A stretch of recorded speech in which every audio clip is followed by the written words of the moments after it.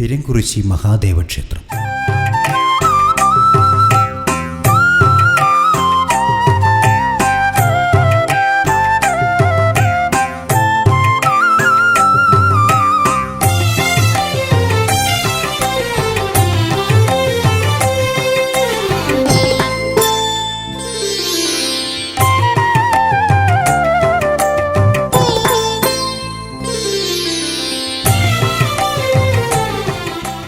പാലക്കാട് ജില്ലയിലെ അതിപുരാതനമായ ക്ഷേത്രമാണ് പെരുംകുറിശി മഹാദേവ ക്ഷേത്രം.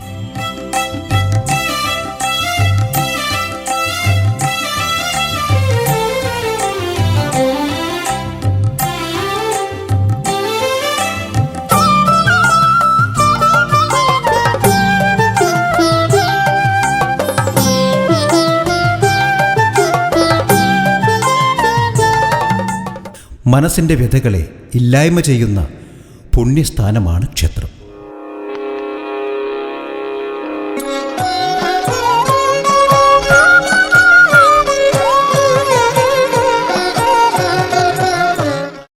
നമസ്കാരം, ഞാൻ വേണുഗോപാൽ, ശ്രീ പെരുംകുറിശി മഹാദേവ ക്ഷേത്രത്തിലെ സെക്രട്ടറിയാണ്. പാലക്കാട് ജില്ലയിലെ ഒറ്റപ്പാലം താലൂക്കിലെ ചുനങ്കാട് അംശത്തിലെ ശ്രീ കാഞ്ഞൂർമന വകയായിട്ട് കാഞ്ഞൂർമനയുടെ കീഴിലുള്ള ഒരു ക്ഷേത്രമാണ് ചുനങ്ങാട് ശ്രീ പെരുംകുറിശി മഹാദേവ ക്ഷേത്രം. പഴയ ആൾക്കാർ പറയുന്നത് ഇത് ഒരു 800 വർഷത്തോളം പഴക്കമുണ്ട് എന്നുള്ളതാണ്. ഇവിടെ പ്രതിഷ്ഠ മഹാദേവനാണ്. പെരുംകുറിശി പെരുവിരൽ കുത്തി നിൽക്കുന്ന മഹാദേവൻ, പെരുവിരൽ കുത്തി നിന്ന് തപസ് ചെയ്യുന്ന മഹാദേവനാണ് എന്നാണ് ഇവിടുത്തെ സങ്കല്പം. ശിവനെ കൂടാതെ ഇവിടെ ഉപദൈവങ്ങളായി ഭഗവതി, ഗണപതി, ശാസ്താവ്, ഗുരുവായൂരപ്പൻ തുടങ്ങിയവരും പുറത്തമ്പലത്തിൽ ഒരു തേവരും ഒരു ഗുരുവായൂരപ്പൻ്റെ പ്രതിഷ്ഠയുണ്ട്. ആ തേവരെന്ന് പറയുന്നത് പണ്ട് ഇവിടെ ഒരു സന്യാസി തപസ്സിരുന്നതായും അദ്ദേഹത്തിൻ്റെ കാലശേഷം അദ്ദേഹത്തിൻ്റെ സമാധി അവിടെ ചെയ്തു എന്നുമാണ് പറയപ്പെടുന്നത്.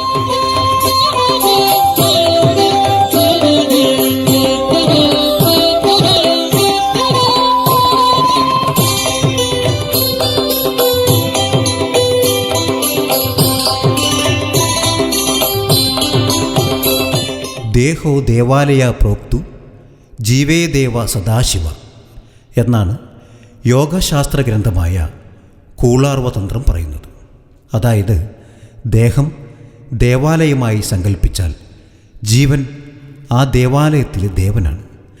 ദേഹത്തിൽ എങ്ങനെയാണോ ജീവൻ, അതുപോലെയാണ് ക്ഷേത്രത്തിൽ ദേവചൈതന്യം.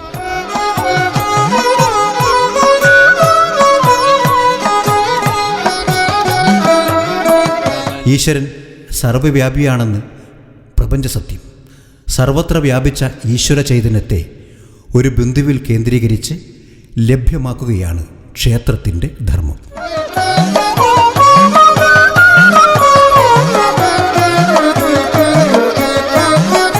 ഉപദേവാക്ഷേത്രങ്ങളിൽ ദർശനവും നമസ്കാരവും ചെയ്തതിന് ശേഷം വേണം പ്രധാന ദേവനെ ദർശിക്കാൻ. ശിവക്ഷേത്രങ്ങളിൽ ചന്ദ്രകല രൂപത്തിലാണ് പ്രദക്ഷിണം ചെയ്യേണ്ടത്.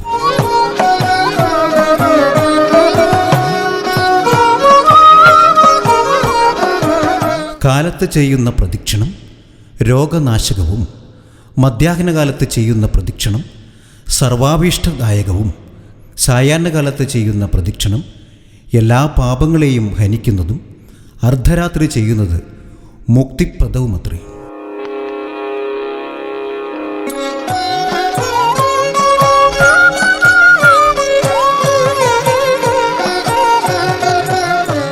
മനോഹരമായ നെൽവയലുകളും മലനിരകളും കൊണ്ട് ശാന്തസുന്ദരമായ പ്രദേശത്താണ് പെരുംകുറിശി മഹാദേവ ക്ഷേത്രം സ്ഥിതി ചെയ്യുന്നത്.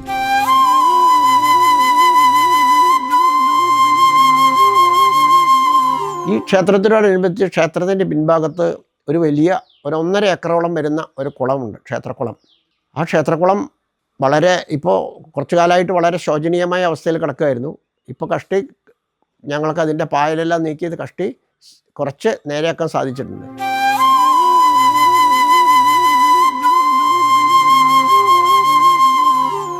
ഈ ക്ഷേത്രം 1970-71 കാലഘട്ടത്തിൽ കാഞ്ഞൂരുമന നമ്പൂതിരിപ്പാടുമാർ ഇവിടുന്ന് പോവുകയും മന കാഞ്ഞൂർ മന നശിച്ചു പോവുകയും ചെയ്തു. അതിനുശേഷം ഇത് ഇവിടുത്തെ ഒരു ജനകീയ കമ്മിറ്റി ആ കമ്മിറ്റി ഏറ്റെടുക്കുകയുണ്ടായി. അങ്ങനെ ആ കമ്മിറ്റി അന്ന് ഏറ്റെടുത്ത സമയത്ത് ആ കമ്മിറ്റിയിൽ ഇവിടെ ആദ്യമായി നടത്തുന്ന സമയത്ത് അതിൻ്റെ സെക്രട്ടറി ആയിരുന്ന ആളാണ് ഇദ്ദേഹം, ശ്രീ പ്രഭാകരൻ നായർ എന്ന് പറയും. അദ്ദേഹം ഇതിനെപ്പറ്റി ഒരു 2 വാക്ക് പറഞ്ഞു.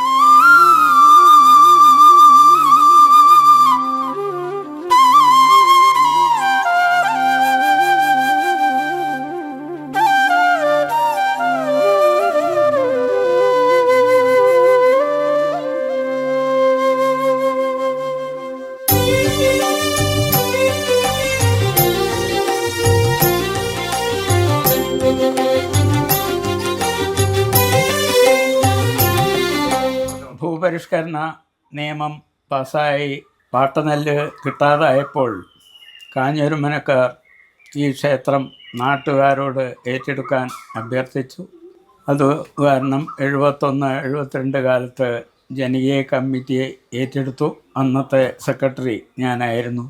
അന്ന് മുതൽക്ക് ഈ ക്ഷേത്രം ജീർണതയിൽ കിടന്നിരുന്ന ഈ ക്ഷേത്രം ഇന്നത്തെ നിലയ്ക്ക് ജീർണോദ്ധാരണം കഴിച്ചിട്ട് വളരെ നല്ല നിലയ്ക്ക് രൂപപ്പെടുത്തി കൊണ്ടുവന്നു.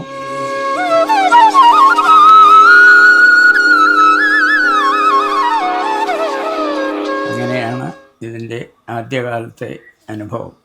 പിന്നെ വഴിപാടിനെല്ലാം ഷീട്ടാക്കി പ്രകാരം ധാരാളം വഴിപാടുകൾ വരുവാൻ തുടങ്ങി. അങ്ങനെ നിത്യാധാനം ഒരുവിധം ഭംഗിയായിട്ട് കൊണ്ടുപോകാനും അന്നുമാർക്ക് സാധിച്ചിട്ടുണ്ട്.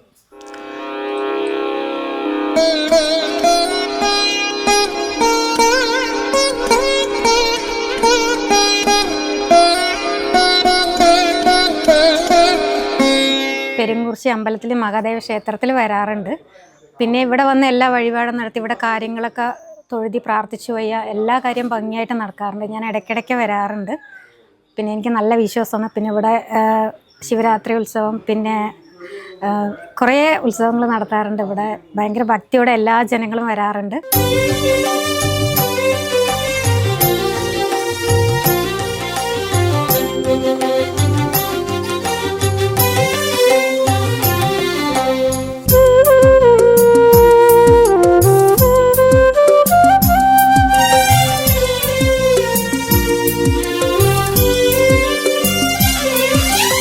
പെരുങ്കുറിശ്ശി മഹാദേവനെ പറ്റി എത്ര പറഞ്ഞാലും മതിയാവില്ല. ഞാൻ ദിവസം വന്ന് തൊഴുകാറുണ്ട്.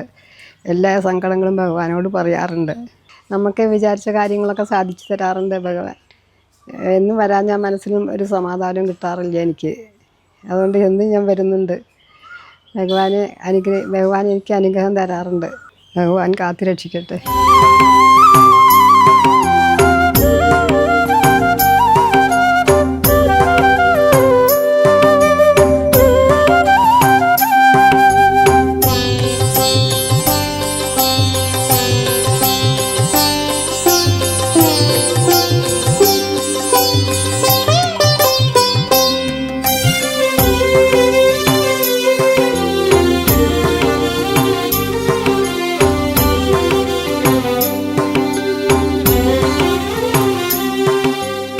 ഈ ക്ഷേത്രത്തിൽ കാര്യമായിട്ട് ഞങ്ങളിവിടെ നടത്തുന്നത് ശിവരാത്രി ഉത്സവമാണ്.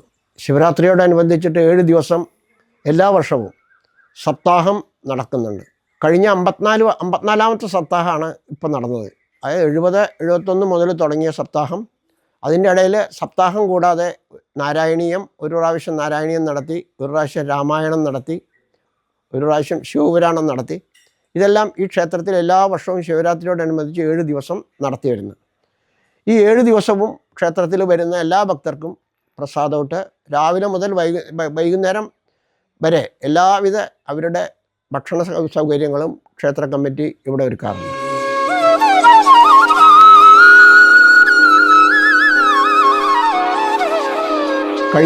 ഈ വർഷവും ഞങ്ങൾക്ക് ഇവിടെ നാഗരാജൻ തിരുമേനിയായിരുന്നു സപ്താഹം നടത്തിയത്. ഈ വർഷവും അങ്ങനെ 7 ദിവസത്തെ ഗംഭീര പരിപാടികളോടുകൂടി വൈകുന്നേരം സപ്താഹ വായന നിർത്തിയതിന് ശേഷം രാത്രി ഇവിടെ സ്റ്റേജ് പ്രോഗ്രാംസും ഉണ്ടാവാറുണ്ട്. അങ്ങനെ ചുരുക്കത്തിൽ ഇപ്പോൾ നല്ല ഒരു കമ്മിറ്റി, ഇദ്ദേഹം പ്രസിഡൻ്റാണ്. ഇപ്പോൾ ഞങ്ങൾ കഴിഞ്ഞ ജനറൽ ബോഡിയിലാണ് കമ്മിറ്റിയെല്ലാം മാറി പുതിയ കമ്മിറ്റി തിരഞ്ഞെടുത്തത്.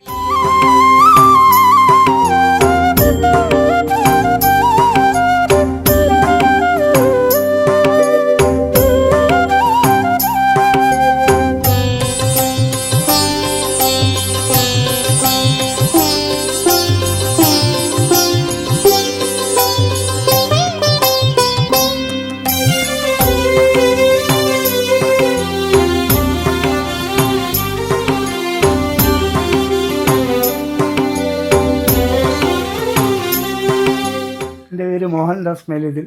ഞാൻ ഇതിൻ്റെ പെരുങ്കുറിശി മഹാദേവൻ ക്ഷേത്രത്തിൻ്റെ പ്രസിഡൻ്റാണ്. അപ്പോൾ ഇതിലിപ്പോൾ നല്ല നിലയ്ക്ക് നടക്കാൻ വേണ്ടിയിട്ട് കുറേ ജീർണോദ്ധാരണ പ്രവർത്തനങ്ങളും അതെല്ലാം നടന്നിരുന്നു. ഇപ്പോഴും നടന്നുകൊണ്ടിരിക്കുകയാണ്, കംപ്ലീറ്റ് ആയിട്ടില്ല. അപ്പോൾ ഓരോ വർഷം കൂടുന്നോളം നമ്മൾ വർക്കുകൾ ഇങ്ങനെ ഓരോന്നോരോന്ന് ചെയ്ത് അമ്പലത്തിനെ പുരോഗതിയിലേക്ക് എത്തിക്കാൻ വേണ്ടിയിട്ട് ശ്രമിച്ചുകൊണ്ടിരിക്കുകയാണ്. അപ്പോൾ അതിന് വേണ്ടിയിട്ടുള്ള ഒരു അശാന്ത പരിശ്രമം. ഇനിയിപ്പോൾ നമുക്ക് കുളത്തിൻ്റെ ഒരു വലിയൊരു പ്രശ്നം വരുന്നുണ്ട്, അത് നമ്മൾ ചെയ്യും. പിന്നെ ഇവിടെ ഒരു നടപ്പന്തൽ നമ്മൾ ചെയ്യാൻ ഉദ്ദേശിക്കുന്നുണ്ട്, അതും ചെയ്യുന്നുണ്ട്.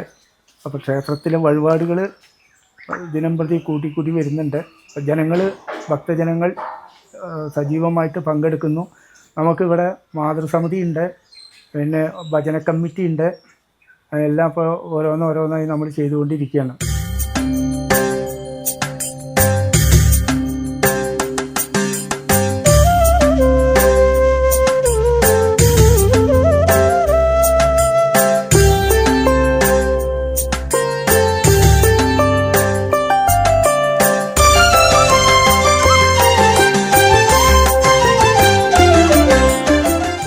ഏകദേശം 800 വർഷത്തിന് മേലെ പഴക്കമുള്ളതായിട്ടാണ് പറയപ്പെടുന്നത്. ഈ ക്ഷേത്രത്തിൽ പ്രധാനമായും നടക്കുന്നത് ശിവരാത്രി മഹോത്സവമാണെങ്കിലും അതിന് കൂടാതെ എല്ലാ മാസങ്ങളിലും പ്രദോഷ ദിവസങ്ങൾ, ശ്രീ മഹാദേവന് ഏറ്റവും പ്രധാനപ്പെട്ട പ്രദോഷം 15 ദിവസം കൂടുമ്പോൾ ഇവിടെ നടക്കുന്നുണ്ട്. ആ പ്രദോഷ പൂജ വളരെയധികം പ്രാധാന്യം അറിയിക്കുന്ന ഒന്നാണ് ഈ അമ്പലത്തിനെ സംബന്ധിച്ചിടത്തോളം. അന്നേ ദിവസം വളരെയധികം ആൾക്കാർ ഇവിടെ വരികയും അന്നേ ദിവസം ഇവിടെ ഒരു ഭജന സമിതിയുണ്ട്. ആ ഭജന സമിതിയുടെ വക രാത്രി ഭജന ഉണ്ടായിരിക്കും. ആ ഭജനയ്ക്ക് ശേഷം ഈ വരുന്ന എല്ലാവർക്കും ഇവിടെ പ്രസാദമൊട്ടും ഉണ്ടായിരിക്കും. അത് കഴിഞ്ഞ് എല്ലാ വർഷം കർക്കിടക മാസത്തിൽ ഇവിടെ രാമായണം, കർക്കിടക മാസം കംപ്ലീറ്റ് 31 ദിവസം മുടങ്ങാതെ രാമായണ പാരായണം നടക്കുന്നുണ്ട്. അതുപോലെ തന്നെ പൂജയ്ക്കുള്ള പൂജ സമയത്ത് ഇവിടെ 5 ദിവസം, അത് എത്ര ദിവസം അത് വരുന്ന ആ പൂജയുടെ സമയത്ത് ഇവിടെ പുസ്തകം ഒരു 300-350 കുട്ടികൾ പൂജ വെപ്പിന് ഇവിടെ വരുന്നുണ്ട്. അതോടനുബന്ധിച്ചിട്ട് തന്നെ ഞങ്ങളിവിടെ എഴുത്തിനിരുത്തൽ നടക്കുന്നുണ്ട്. എഴുത്തിനിരുത്താൻ ഇവിടെ വരുന്നത് ഇവിടെ ഗുരുവായൂർ മേൽശാന്തിമാരും അങ്ങനെ പലരുമാണ് ഇവിടെ എഴുത്തിനിരുത്തൽ സാധാരണ വരുന്നത്.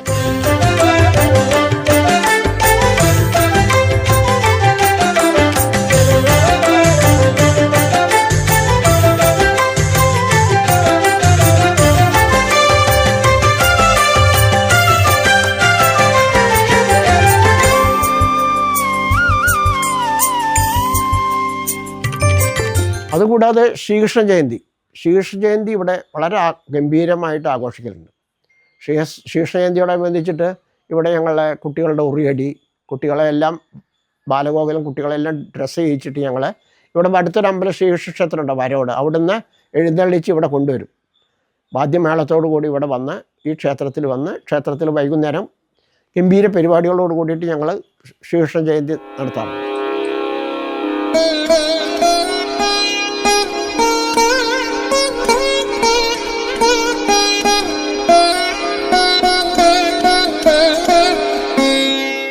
ഇവിടെ ഉദയാസ്തമന പൂജ പല കാര്യങ്ങൾക്കും വേണ്ടി പലരും നടത്താറുണ്ട്. ആ ഉദയാസ്തമന പൂജ നടത്തിയവർക്കെല്ലാം അതിൻ്റേതായ ഫലങ്ങളും കിട്ടിയിട്ടുണ്ട് എന്നാണ് പറയപ്പെടുന്നത്. അതുകൂടാതെ ഇവിടെ ഞങ്ങൾ ഒരു കാര്യസാധ്യ പൂജ എന്നുള്ളൊരു പൂജ നടത്തുന്നുണ്ട്. നമ്മളെന്തെങ്കിലും കാര്യങ്ങൾ ഉദ്ദേശിച്ച് നമ്മൾ അതിന് വേണ്ടിയിട്ടൊരു പൂജ നടത്തുകയാണ് എങ്കിൽ ആ പൂജയുടെ ഫലം ഇവിടെ വളരെയധികം പേർക്ക് അത് അനുഭവപ്പെട്ട് ആ പൂജയുടെ എണ്ണങ്ങൾ കൂടി വരുന്നുണ്ട്. അതാണ് ഇവിടുത്തെ ഏറ്റവും വലിയൊരു ഇതായിട്ട് പറയാനുള്ളത്. ആ പൂജ ഞങ്ങൾ ആദ്യം നടത്തിയിരുന്നത് മാസത്തിലൊരു ദിവസമായിരുന്നു. എല്ലാ മാസത്തിലെയും ആദ്യത്തെ ഞായറാഴ്ച എല്ലാവരുടെയും കൂടെ പൂജ ഒന്നിച്ച് നടത്താറാണ് പതിവ്. അത് വളരെയധികം കൂടിയപ്പോൾ കുറച്ചധികം തിരക്കായപ്പോൾ ഇപ്പോൾ ആ പൂജ ദിവസവും ആ കാര്യസാധ്യ പൂജ എന്നൊക്കെയാണ് നമ്മൾ ആവശ്യപ്പെടുന്നോ അന്നേ ദിവസം നടത്താനുള്ള സൗകര്യം ഇവിടെ ചെയ്തിട്ടുണ്ട്.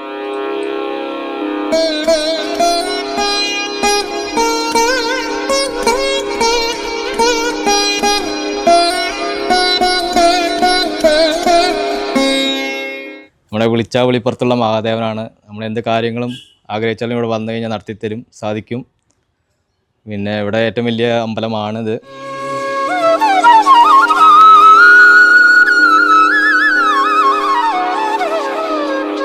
ക്ഷേത്രക്കുളം എന്ന് പറയുന്നത് പിൻഭാഗത്ത് ശിവൻ്റെ പിൻഭാഗത്ത് നടക്കുന്ന ക്ഷേത്രക്കുളമായതുകൊണ്ട് ആ ക്ഷേത്രക്കുളത്തിന് വളരെയധികം മാഹാത്മ്യം കൂടും. ഗംഗയ്ക്ക് തുല്യമാണ് ആ കുളം എന്നാണ് പറയപ്പെടുന്നത്.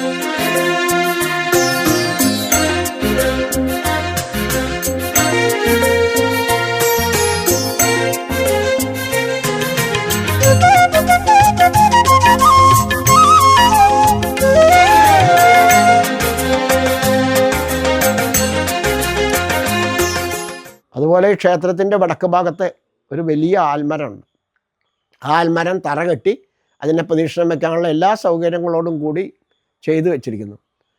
ക്ഷേത്രത്തിൽ തൊഴുത് ആൽമരം എല്ലാവരും വന്നതിന് ശേഷം ആദ്യം കുളത്തിൽ പോയി കാൽ കഴുകി നേരെ അകത്തേക്ക് പടിഞ്ഞാറേ നടയിൽ കൂടെ അകത്തേക്ക് വന്ന് ശിവനെ തൊഴുത് പുറത്ത് വന്നതിന് ശേഷം ക്ഷേത്രത്തിലെ പ്രദക്ഷിണം കഴിഞ്ഞ് ആൽത്തറയിലൊരു പ്രദക്ഷിണം കഴിഞ്ഞതിന് ശേഷമാണ് സാധാരണയായിട്ട് എല്ലാവരും ഇവിടുത്തെ സന്ദർശനം നിർത്താറുള്ളത്. എല്ലാ വർഷവും മണ്ഡലകാലത്ത് 41 ദിവസവും ഇവിടെ ഭജനയും അതോടനുബന്ധിച്ച് സ്വാമി ഭിക്ഷയും നടത്തി വരാറുണ്ട്.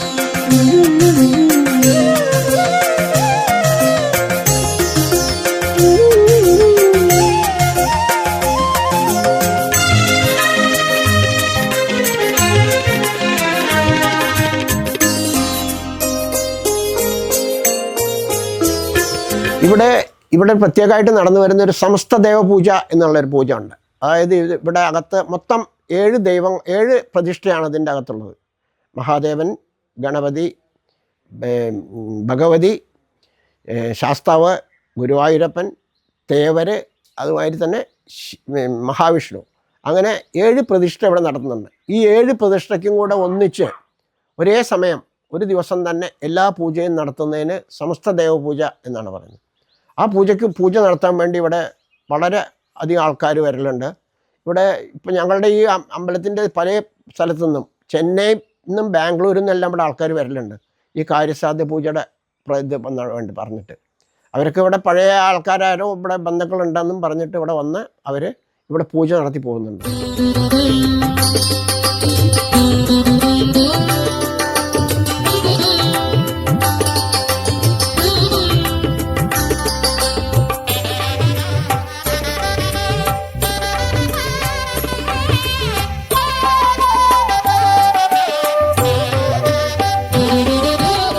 കേരളത്തിൻ്റെ നാനാഭാഗത്തു നിന്നും ഇവിടെ ഭക്തജനങ്ങൾ എത്തിച്ചേരാറുണ്ട്. എല്ലാവർക്കും എത്തിച്ചേരേണ്ട വഴി വടക്കു നിന്നായാലും കിഴക്കു നിന്നും തെക്കു നിന്നാലും വരുന്നവർ ഒറ്റപ്പാലം റെയിൽവേ സ്റ്റേഷനാണ് ഇവിടുത്തെ റെയിൽവേ സ്റ്റേഷൻ. ഒറ്റപ്പാലം റെയിൽവേ സ്റ്റേഷനിൽ ഇറങ്ങിക്കഴിഞ്ഞാൽ അതിൻ്റെ തൊട്ടടുത്ത് തന്നെ ബസ് സ്റ്റാൻഡ് ഉണ്ട്.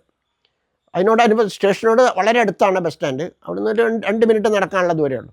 ആ ബസ് സ്റ്റാൻഡിൽ വന്നാൽ അവിടുന്ന് ഈ അമ്പലപ്പാറ മണ്ണാർക്കാട് ഭാഗത്തേക്ക് പോകുന്ന ബസ്സുകൾ കണ്ടമാനുണ്ട്. ഒരുപാട് ബസ്സുകളുണ്ടായിരിക്കും. ആ ബസ്സിൽ കയറിയാൽ അവിടുന്ന് 4.5 കിലോമീറ്റർ ഇപ്പുറം ചുനങ്ങാട് ഹൈസ്കൂളുണ്ട്. ആ ഹൈസ്കൂൾ റോഡിൽ ഇറങ്ങിക്കഴിഞ്ഞാൽ അവിടെ ഇറങ്ങിയാൽ അവിടുന്ന് 1 കിലോമീറ്റർ നേരെ പടിഞ്ഞാറോട്ട് വന്നാൽ ഈ പാടത്തിൻ്റെ അനങ്ങമലയുടെ താഴ്വരയിൽ പാടങ്ങളുടെ നടുക്ക് ഈ ഒരു ശ്രീ മഹാദേവ ക്ഷേത്രം സ്ഥിതി ചെയ്യുന്നു. അത് വളരെ പ്രകൃതിരമണീയമായൊരു സ്ഥലമാണ്. കാരണം എവിടേക്ക് നോക്കിയാലും പാടം, വടക്കോട്ട് നോക്കിയാൽ അനങ്ങമല, ആ ഒരു പ്രകൃതി രമണീയത അതാണ് ഈ ക്ഷേത്രത്തെ എന്നും ആൾക്കാർ പ്രസിദ്ധാക്കി തീർക്കുന്നത്.